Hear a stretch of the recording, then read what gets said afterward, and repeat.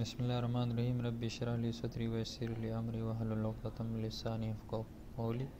हम genito urinary system को discuss कर रहे थे। आज का हमारा टॉपिक है hydronephrosis, hydroureters and urethral strictures, outflow obstruction. Individual एक एक को डिस्कस करेंगे। यूरेथ्रल स्ट्रेचर्स होता क्या है? Scarring that narrows the tube that carries urine out of your body.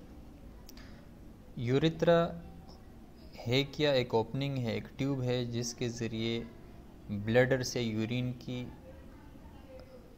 Body से बाहर निकल जाते हैं यूरिन। तो अब यहाँ पे अगर कोई नर्विंग है, कोई भी ब्लॉकेज हो या अगर कोई ऑब्स्ट्रक्शन हुई हुई है तो इसको हम कहते हैं urethral strictures. Causes bladder distension and progress to the ureters and kidneys. अब अगर यूरेथ्रा में कोई नर्विंग है, कोई ऑब्स्ट्रक्शन हुई हुई है तो उस प्रेशर की वजह से वो अल्टीमेटली उसका एक इम्पैक्ट पड़ेगा ब्लडर के ऊपर। ब्लडर उस डिस्टेंड हो सकती है, साथ साथ यूरेटर्स के ऊपर उसका एक नॉर्मल जो डायमीटर है वो डिस्टेंड हो सकती है और किडनी के ऊपर भी उसका इफ़ेक्ट हो सकता है।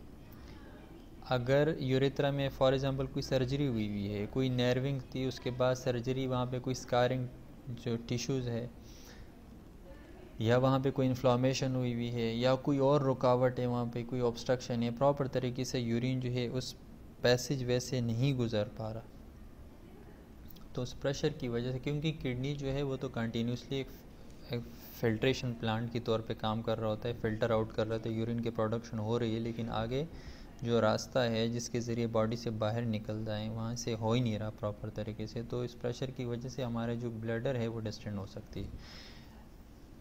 सेकंड है hydronephrosis. Hydronephrosis mean swelling of kidneys.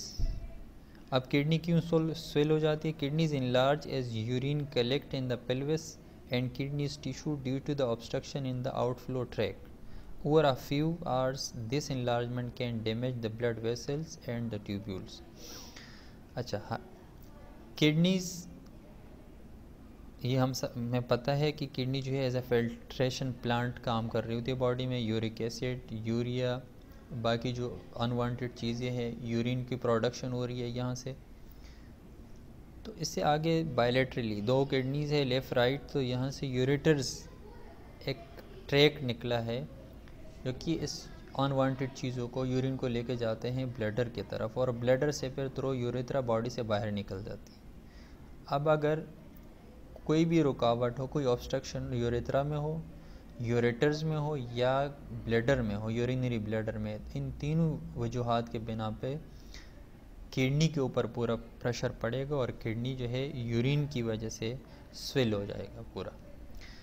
अच्छा, अगर कुछ घंटों तक ये कंटिन्यू रहा तो जो किडनी के ब्लड वेसल्स है जो कि ख़ास तौर सप्लाई कर रही होते हैं नेफ्रॉन और जो ट्यूब्यूल्स की तरफ, तो वो प्रॉपर तरीके से डैमेज हो जाएंगे वो। हाइड्रोयूरेटर क्या है? Hydroureters when the ureter get bigger, जो यूरेटर्स है लेफ़्ट एंड राइट, अगर किसी भी ऑब्स्ट्रक्शन, कोई भी रुकावट की वजह से इसका जो नॉर्मल डायमीटर है अगर वो एक्सटेंड हो जाए, वो बढ़ जाए, इनलार्ज हो जाए, ठीक है, तो उसको कहेंगे हाइड्रोयूरेटर्स। और ये तभी होता है अगर कोई ब्लॉकेज है, कोई ट्यूमर है यूरेथ्रा में या ब्लैडर में, वहाँ से सही तरीके से जो कि होने चाहिए यूरिन पास आउट, वहाँ से अगर नहीं हो रहा तो पूरा प्रेशर जो यूरिन का, क्योंकि किडनी ऊपर से पूरा प्रोडक्शन जो यूरिन की हो रही है ऊपर स्टोर नहीं हो रहा, कोई स्टोरेज का कोई सिस्टम है नहीं यूरिन किडनी में, या तो किडनी की स्वेलिंग हो गई या अगर आगे पुश आउट कर रहे यूरिन को तो जो यूरेटर्स है वहाँ पे उसकी स्वेलिंग होगी। तो यही है हाइड्रोयूरेटर्स।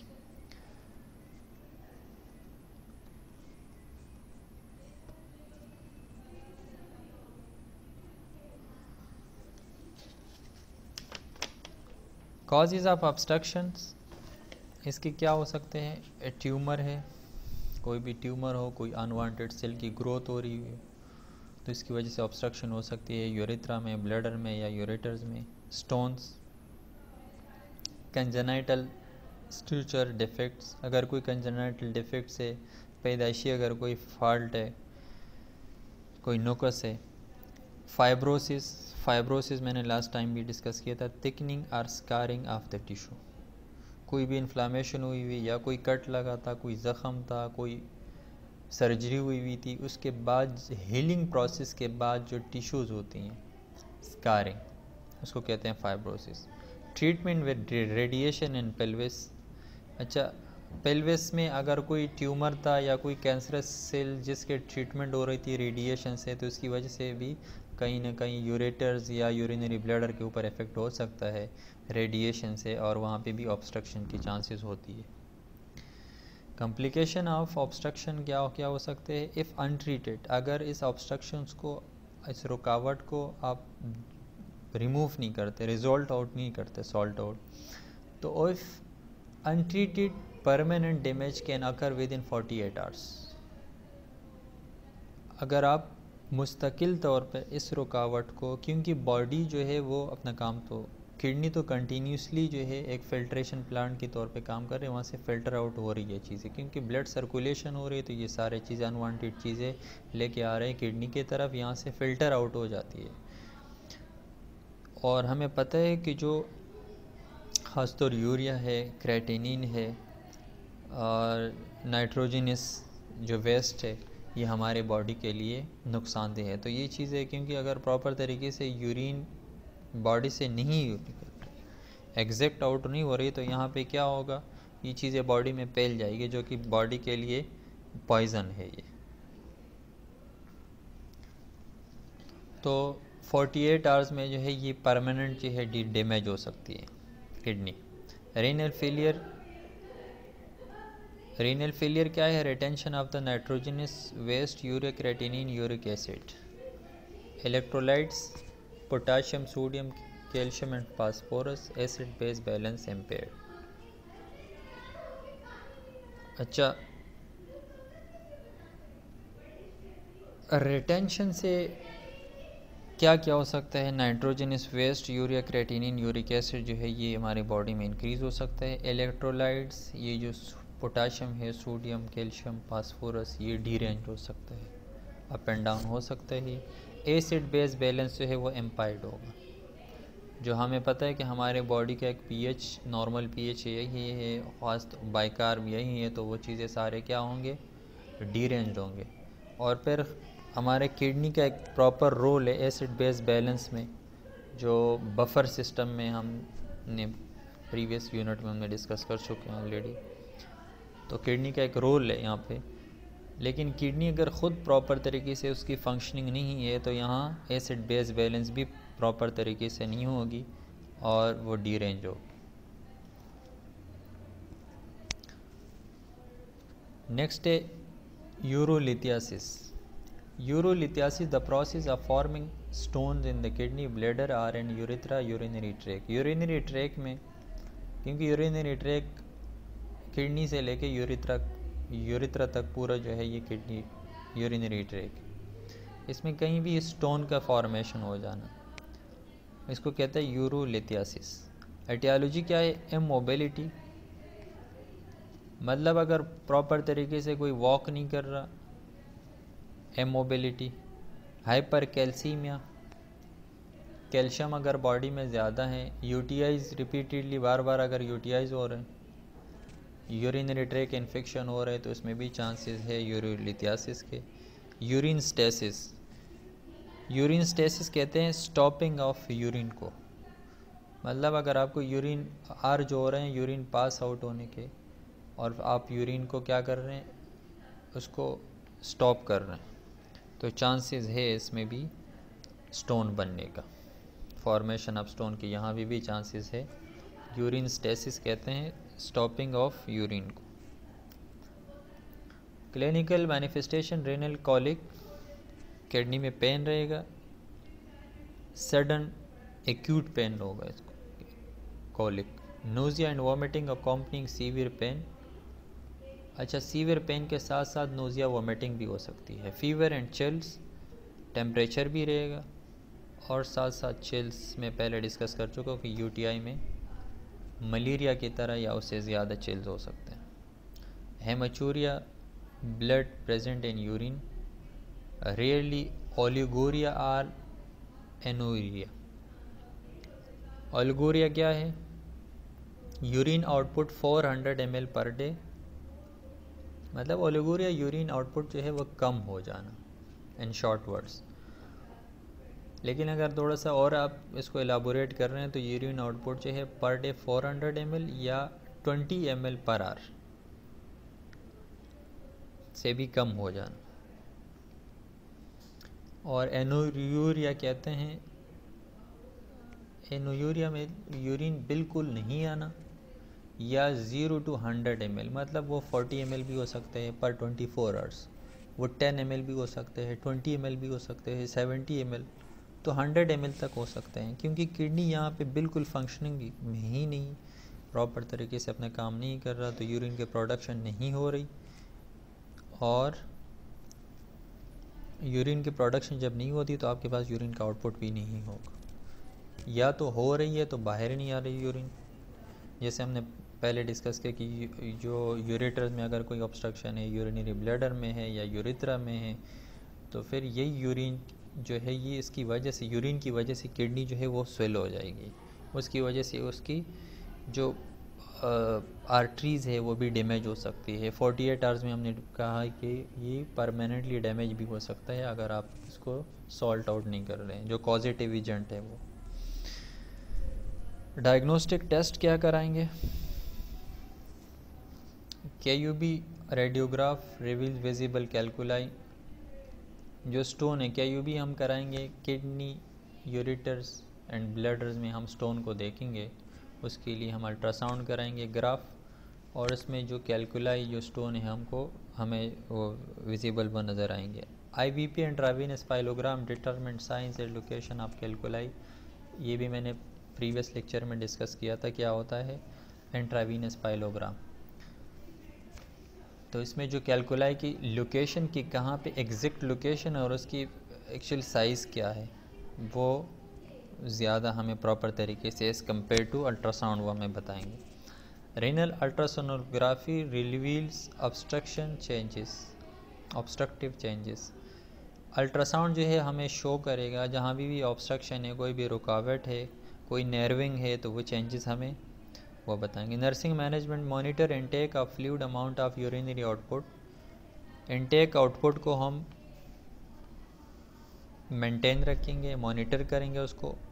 Medkit for pain is prescribe, कोई भी पेन किलर, क्योंकि कॉलिक पेन होगा यहाँ पे और बट सीवियर पेन रहेगा पेशेंट को, तो जो भी मेडिसिन पेन किलर एडवाइस है वो प्रॉपर तरीके से वो एडमिनिस्टर करेंगे पेशेंट को। Continue antibiotic therapy is prescribe, कोई भी एंटीबायोटिक अगर एडवाइस है वो भी हम एडमिनिस्टर करेंगे। Correct diet to include reduce protein and calcium content. अब हमें पता है कि कैल्शियम का जो लास्ट वेस्ट प्रोडक्ट है वो क्या है, यूरिक एसिड है। जो sorry correct diet and include reduce protein, protein का जो लास्ट प्रोडक्ट है वो क्या है, यूरिक एसिड है। तो प्रोटीन जो है हम डाइट में पेशेंट को एजुकेट करेंगे कि कम से कम ले, एंड कैल्शियम कंटेंट, और साथ साथ कैल्शियम सप्लीमेंट, क्योंकि किडनी स्टोन जो है वो 80 to 90% किडनी स्टोन वो कंपोज होती है वो कैल्शियम पे, और कैल्शियम दो फॉर्म में फिर स्टोन जो है वो कैल्शियम से बनती है, वो दो टाइप्स की होती है, एक कैल्शियम ऑक्सीलेट और एक कैल्शियम फॉस्फेट। तो ये दो चीज़ें ख़ासतौर प्रोटीन और कैल्शियम हम एडवाइस करेंगे पेशेंट को, एजुकेट करेंगे ताकि वो अपने डाइट में ये दो चीज़ें कम से कम रखें। Encourage plenty clear fluid intake, और ज़्यादा से ज़्यादा पानी के लिए हम पेशेंट को एजुकेट करेंगे ताकि ज़्यादा से ज़्यादा पानी पिए और जो भी चीज़ें हैं वो प्रॉपर तरीके से वॉश आउट हो बॉडी से। इसके बाद है renal tuberculosis.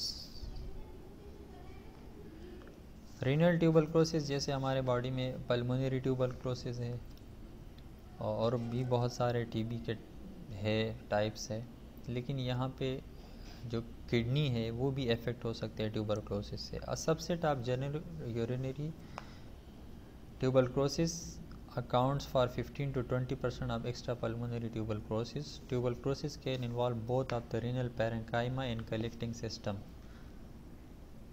calyces, renal pelvis, ureters, bladder and urethra. The result in different clinical presentation and radiograph appearance. अब 15 to 20% जो है ये हमारे किडनीज भी इफ़ेक्ट हो सकते हैं ट्यूबरक्लोसिस से। रेनल पेरेंकाइमा क्या होता है?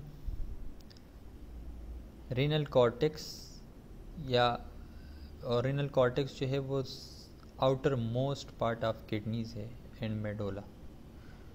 तो रेनल ट्यूबरक्लोसिस में दो चीज़ें इफ़ेक्ट हो सकती है, रेनल पेरेंकाइमा और रेनल पेरेंकाइमा जो है वो रेनल कॉर्टेक्स भी पता होने चाहिए जो कि एनाटॉमी फिजियोलॉजी में डिस्कस कर चुके हैं कि outer most part of kidney and medulla. और इसके साथ साथ जो कलेक्टिंग सिस्टम्स हैं, कलेक्टिंग सिस्टम क्या है?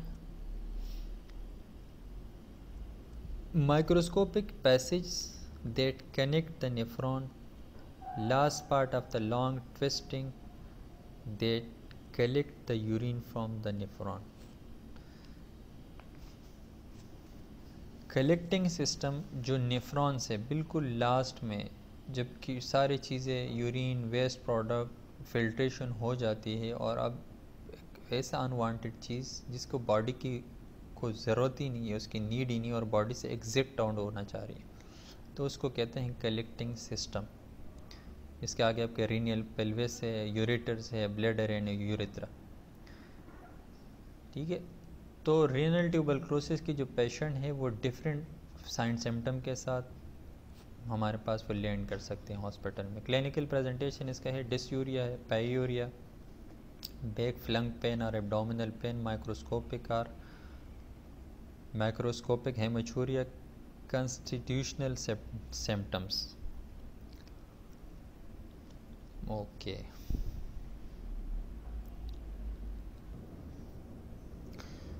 क्लिनिकल प्रेजेंटेशन क्या होंगे रेनल ट्यूबरक्लोसिस के? Dysuria mean difficulty in passing urine. अगर यूरिन पास कर रहे कोई पेशेंट तो उनको पेन फील होगा, पेनफुल यूरिनेशन समझ ले।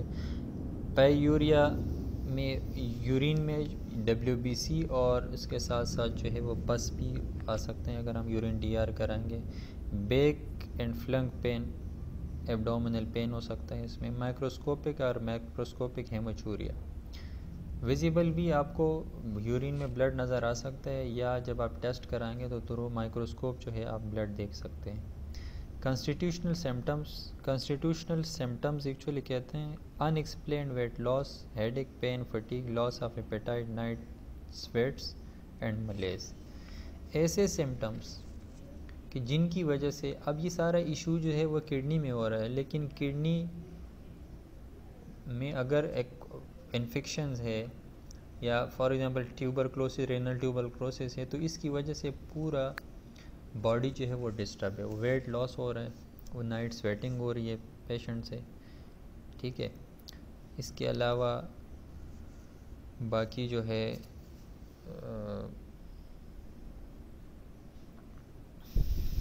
जनरलाइज वीकनेस है। ठीक है, पेशेंट का प्रॉपर तरीके से ओरल इनटेक नहीं है, तो इसको कहते हैं constitutional symptoms. Symptoms are manifestation indicating a systematic or general effect of the disease and that may affect the general well-being or status of the individual. ठीक है, तो ये हो गया कॉन्स्टिट्यूशनल सिम्टम्स। पैथोलॉजी क्या है? Renal infection result from the haematogenous spread at the time of primary infection with multiple microabscess developing at the site of perglomerular capillaries. अच्छा, इसका पैथोलॉजी ज़रा समझ ले। बॉडी में जो है हेमाटोजीनियस कोई भी ऐसा इन्फेक्शन जो ब्लड स्ट्रीम के ज़रिए स्प्रीड आउट हो बॉडी में कहीं एक जगह इन्फेक्शन है और ब्लड सर्कुलेशन पूरे बॉडी में हो रही है, एक वो इन्फेक्शन, वो माइक्रो ऑर्गेनिज्म जो है थ्रू सर्कुलेशन ब्लड स्ट्रीम जो है एक जगह से दूसरी पॉइंट में जाके कहीं उन्होंने अपनी जगह इख्तियार कर ली, इसको कहते हैं हेमाटोजीनियस। तो ये इन्फेक्शन जो है ये ग्लोमेरुलर बॉडी में जाके मल्टीपल माइक्रो ऑर्गेनिज्म और इसकी जो एप्सिस है, एप्सिस हमने डिस्कस किया था, present of micro organism, bacteria जो है वो अपने कॉलोनी बना देते हैं, उसकी मल्टीप्लिकेशन होती थी ये, पर ग्लोमेरुलर की जो कैपिलरीज है वहाँ जाके इसके एप्सिस बनना शुरू हो जाते हैं। Normal host immunity is usually able to dampen the disease with the usual development of the small inactive granuloma। अब जो बॉडी की इम्यूनिटी है, जो क़ुव्वत मुदाफ़ियत है, वो कोशिश कर रही थी इस माइक्रो ऑर्गेनिज़म और ये जो एप्सिस है इसके ख़िलाफ़ फ़ाइट करने की कोशिश कर रहा होता है इनिशियल स्टेज में, ठीक है। और the usual development of the small inactive granuloma. Granuloma actually जब भी टीबी किसी भी पेशेंट को होते हैं, फॉर एग्जांपल लंग्स में, तो यहाँ पे ग्रैनुलोमा जो है a tiny cluster of white blood cell and tissue, और ये जो है इस चीज़ को शो कर देते हैं टीबी को। तो जो टीबी के पेशेंट होते तो लंग्स के अंदर जो है वो थिनी क्लस्टर होते हैं वाइट ब्लड सेल और टिश्यू के, ठीक है। तो चूँकि यहाँ पे भी हम किडनी के ट्यूबरक्लोसिस पढ़ रहे हैं, तो यहाँ पे भी ग्रैनुलोमा होगा इनिशियल स्टेज में, ग्रैनुलोमा स्मॉल इनएक्टिव, चूँकि अभी एक्टिव नहीं हुआ। तो बॉडी इस ग्रैनुलोमा के ख़िलाफ़ अभी मतलब इसकी ग्रोथ हो रही है लेकिन स्मॉल है और अभी एक्टिव नहीं हुआ। तो यहाँ पे जो बॉडी की इम्यूनिटी है, क़ुव्वत मुदाफ़ियत, इसके ख़िलाफ़ क्या करेगा, फाइट करेगी। Usually there is a long latency between primary infection and presentation which is most case occur due to the host immunity become compromised. अब प्रॉब्लम यही है कि ये जो थिनी क्लस्टर होते हैं वाइट ब्लड सेल और टिश्यू के, इसकी जो पीरियड है वो ये काफ़ी लंबी होती है। मतलब इसके स्टार्ट, डिजीज़ का स्टार्ट हो जाना, कोई भी माइक्रो ऑर्गेनिज्म बॉडी में एंटर हो जाना, और फिर जो साइन सिम्टम है उसका अपीयर होने में काफ़ी टाइम लग जाता है। तो यहाँ पे इनिशियल स्टेज में तो बॉडी कोशिश कर रही होती है जब इनएक्टिव होते हैं, लेकिन आहिस्ता आहिस्ता जो है इन दोनों की क्या हो जाती है, दोस्ती हो जाती है और इम्यूनिटी यहाँ पे कंप्रोमाइज़ कर लेती है इनसे। तो these quiescent granulomas then can reactive, वो जो पहले हमने कहा था कि स्मॉल इनएक्टिव ग्रेनुलोमा के ख़िलाफ़ बॉडी की जो क़ुव्वत मुदाफ़ियत है वो क्या कर रही थी, फ़ाइट कर लेती हैं।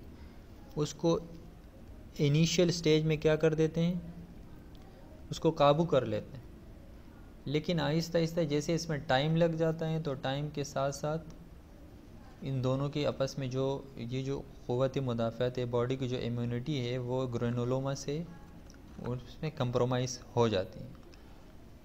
तो यहाँ पे ये दोबारा ये ग्रेनुलोमास जो इनिशियल स्टेज में वो इनएक्टिव थे वो रीएक्टिव हो जाती है दोबारा, grow and eventually communicate with the calyces leading to down stream infection, और आखिरकार ये क्या कर देते हैं, इन्फेक्शन जो है वो पीक पॉइंट पे पहुंच जाता है और इसकी सेवेरिटी बढ़ जाती है, ठीक है। तो ये इसकी पैथोफिजियोलॉजी थी रेनल टीबी की। नेफ्रेक्टोमी क्या है, नेफ्रेक्टोमी मीन किडनी को रिमूव करना, पार्शियली या कम्प्लीटली रिमूव करना। The indication non functioning despite adequate drainage and medical treatment, other condition include extensive parenchymal destruction involving the whole kidney associated with hypertension. Kidney जो है वह किसी भी वजह से प्रॉपर थे, क्योंकि जो एज ए फिल्ट्रेशन प्लांट जो ये काम कर रहे हैं, अगर ये बॉडी से यूरिन की प्रोडक्शन नहीं हो रही, या जो अनवांटेड चीज़ है जिसका बॉडी को नीड नहीं है ये बॉडी से एक्सक्रीट आउट नहीं कर रहा, तो हमें पता है कि यूरिया है या यूरिक एसिड, क्रेटिनिन जो है इसका लेवल जो है बॉडी में बढ़ जाएगा, जो कि हार्मफुल है। तो अब यहाँ पे इस किडनी को क्या करना चाहिए, रिमूव करना, जिसको कहते हैं नेफ्रेक्टमी। क्लियर है, या ट्रांसप्लांट हो जाते हैं।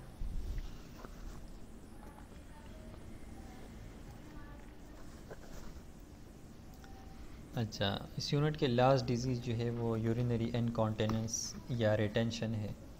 इनकॉन्टिनेंस मतलब पेशेंट के काबू में नहीं होते, इनकॉन्टिनेंस या रिटेंशन हो जाती है पेशेंट को। डेफिनेशन क्या है? It is defined as involuntary और uncontrol of the urine from the bladder sufficient of the cause of social और हाइजीन प्रॉब्लम।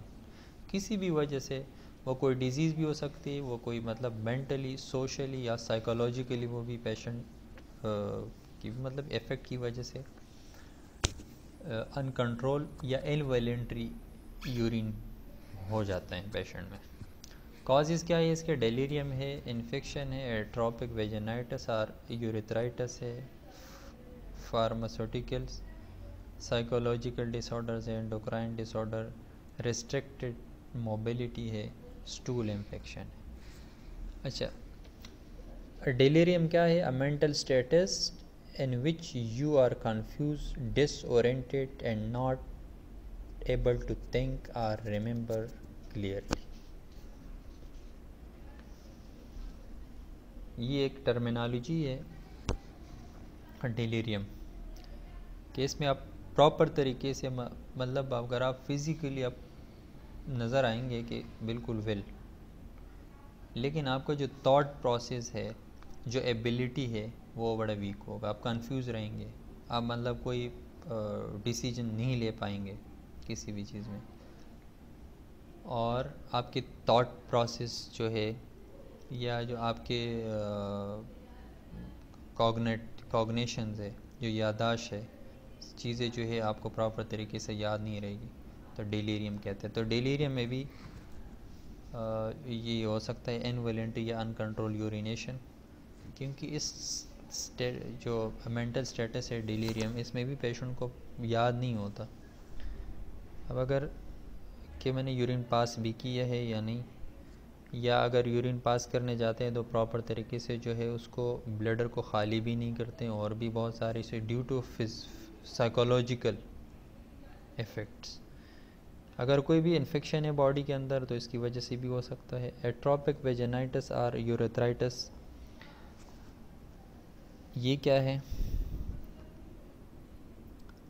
एट्रोपिक जो वेजाइना है या जो यूरेथ्राइटिस, ये तो है इन्फेक्शन, लेकिन यहाँ पे उसकी जो ओपनिंग है वो थिन हो जाती है या उसकी इन्फ्लामेशन हो जाती है।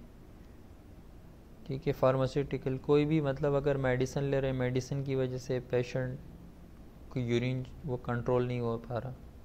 Psychological disorders, psychological disorder like OCD और जनरलाइज एंजाइटी, पेशेंट मतलब कंटिन्यूसली डिप्रेशन में है या एंजाइटी में है, ठीक है, या ऑब्सेसिव कंपल्सिव डिसऑर्डर्स, तो उनको भी यही हो सकता है। एंडोक्राइन डिसऑर्डर्स, एंडोक्राइन डिसऑर्डर्स में लाइक डायबिटिक मेलाइटस या मेनोपॉज, जो हमारे हार्मोन सिस्टम जब डिस्टर्ब हो जाती हैं तो इसकी वजह से भी हो सकता है ये। रिस्ट्रिक्टेड मोबिलिटी, कोई भी डिजीज़ की वजह से या मतलब मेंटली पेशेंट डिस्टर्बेंस की वजह से वो प्रॉपर तरीके से वो वॉक नहीं कर रहा, या फोर्सफुली इस पेशेंट को किसी ने रेस्ट्रिक्ट किया है, उसके मोबिलाइजेशन को रिस्ट्रिक्ट किया है, तो इन कंडीशंस में भी चांसेस हो सकते थे इनवॉलेंट्री और अनकंट्रोल यूरिनेशन के। स्टूल इम्पेक्शन, स्टूल इम्पेक्शन कहते हैं hard stool which can not pass. Stool का हार्ड हो जाना या पासिंग के दौरान जो है, जो रेक्टम है, बड़ी मुश्किल से वहाँ से वो उसकी गुज़र होती है, और अपने साथ रेक्टम को क्या कर देते हैं, उसको भी सम टाइम डैमेज कर देते हैं, या वहाँ से भी अगर कंटिन्यूसली ये रहता है तो वो जो टिश्यू है या जो सेल्स है उसको भी डैमेज कर दे, वहाँ से भी ब्लीडिंग स्टार्ट हो जाती है। लेकिन याद रखना, stool infection mean hard stool याद रखना। टाइप्स इसके क्या है? स्ट्रेस इनकॉन्टिनेंस, स्ट्रेस की वजह से, कोई एंजाइटी डिप्रेशन की वजह से जो है अगर यूरिन कंट्रोल नहीं हो रहा या इनवॉलेंट्री यूरिनेशन हो रहा है तो उसको हम कहेंगे स्ट्रेस इनकॉन्टिनेंस। अर्ज इनकॉन्टिनेंस, अर्ज इनकॉन्टिनेंस के occurs when you have a strong sudden need to urinate that is difficult to delay. अर्ज इनकॉन्टिनेंस, पेशेंट को अचानक सम टाइम इस तरह हो जाता है कि बिल्कुल अचानक जो है अर्ज फील होना शुरू हो जाती है कि भाई यूरिन पास करना है, और उनको मतलब कुछ सेकंड 5 to 10 सेकंड भी वो वेट नहीं कर पाता, तो उसके कहते हैं अर्ज incontinence. Reflex on continence, reflex incontinence a urine when the bladder muscle contract and urine leak without may warning or urge। reflex incontinence उस कंडीशन को कहते हैं जब ब्लैडर, तो हमें पता है कि उसकी कैपेसिटी है यूरिन की, जब वो कॉन्ट्रैक्ट हो जाता है तो बग़ैर किसी वार्निंग के यूरिन जो है वो लीक हो जाती है। आ रहे हैं समझ में? रिफ्लेक्स इनकॉन्टिनेंस क्या है? रिफ्लेक्स इनकॉन्टिनेंस वो कंडीशन है जिसमें जैसे ऊपर मैंने कहा था अर्ज होती है, हमें एहसास होती है, महसूस हो जाता है कि मैंने यूरिन पास कराना है, तो हम वॉशरूम चले जाते हैं, यूरिन पास कर लेते हैं, ब्लैडर को खाली कर देते हैं। यहाँ पे रिफ्लेक्स इनकॉन्टिनेंस ऐसा कंडीशन है यहाँ पे आपको फील भी नहीं होगा, जैसे ब्लैडर कॉन्ट्रैक्ट हो जाते हैं तो फ़ौरन यूरिन जो है वो काफ़ी ज़्यादा अमाउंट में वो लीक हो जाता है, ठीक है, बग़ैर किसी वार्निंग के, मतलब बग़ैर किसी अर्ज के। ओवरफ्लो इनकॉन्टिनेंस, ओवरफ्लो इनकॉन्टिनेंस है you have the urge to urinate but release only a small amount. Overflow incontinence है कि यहाँ पे आपको मतलब अर्ज है कि मैंने यूरिन पास कराना है, आप यूरिन पास करानी है, वॉशरूम गए तो आपने बड़ी कम क्वांटिटी में, थोड़ी सी मकदार में आपने यूरिन पास की। इनकॉन्टिनेंस आफ्टर ट्रॉमा और सर्जरी, कोई भी ट्रॉमेटिक इंजरी हुई है, कोई एक्सीडेंट हुआ है, कोई गन शॉट या मतलब कोई सर्जरी हुई है, उस सर्जरी के दौरान वो यूरेथ्रा या ब्लैडर के ऊपर कोई ऐसा इफ़ेक्ट पड़ा हो जिसकी वजह से ब्लैडर के जो मसल्स है उसमें एबिलिटी नहीं होती कि वो यूरिन को होल्ड कर सके, तो वहाँ से क्या हो जाती है, इनकॉन्टिनेंस हो जाता है या इनवॉलेंटरी यूरिनेशन हो जाती है। मैनेजमेंट इसका है बिहेवियरल थेरेपी है, जिसके ज़रिए हम पेशेंट को एजुकेट कर देते हैं, improve bladder contraction like wording.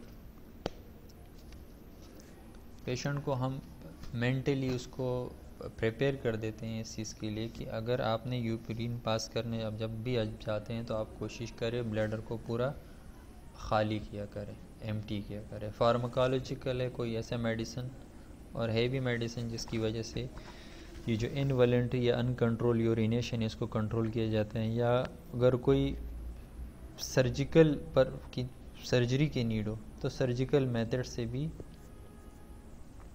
या अगर मतलब कोई ब्लॉकेज है, कोई ऑब्स्ट्रक्शन हुई हुई है ब्लैडर में जिसकी वजह से उसकी जो नॉर्मल कैपेसिटी है वो कम हुई हुई है, छोटी सी मकदार में अगर यूरिन यूरेटर के ज़रिए नीचे आ जाता है ब्लैडर में तो फ़ौरन अर्ज महसूस होना शुरू हो जाते हैं, तो सर्जरी के ज़रिए उस कॉज को रिजॉल्ट आउट कर देना।